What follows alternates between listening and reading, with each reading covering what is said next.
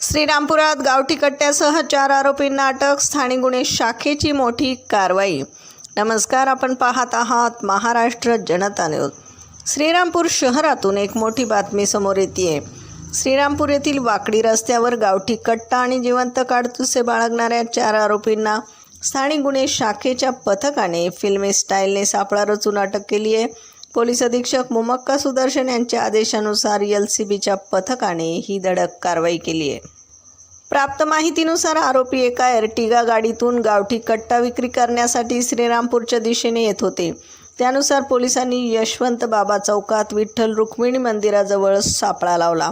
संशयित एर्टिगा गाडी थांबवून 4 जणांना शिताफीने ताब्यात घेतले.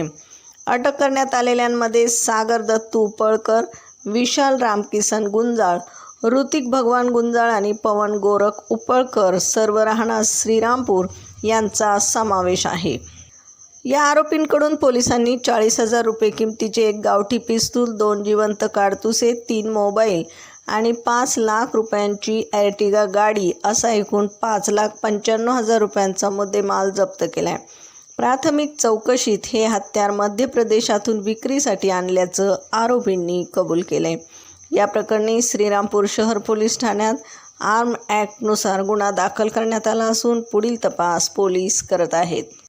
सदरची कारवाई पोलीस अधीक्षक मुमक्का सुदर्शन यांच्या आदेशान्वये पोलीस निरीक्षक संतोष मुटकुळे, स्थानिक गुन्हे शाखा यांच्या नेतृत्वाखाली विकास जाधव, फुरकान शेख, रिचर्ड गायकवाड, श्यामसुंदर जाधव, रमेश राजा अत्तार, भगवान थोरात, प्रशांत राठोड यांच्या पथकाने केली आहे. प्रतिनिधीसह महाराष्ट्र जनता न्यूज, अहिल्यानगर.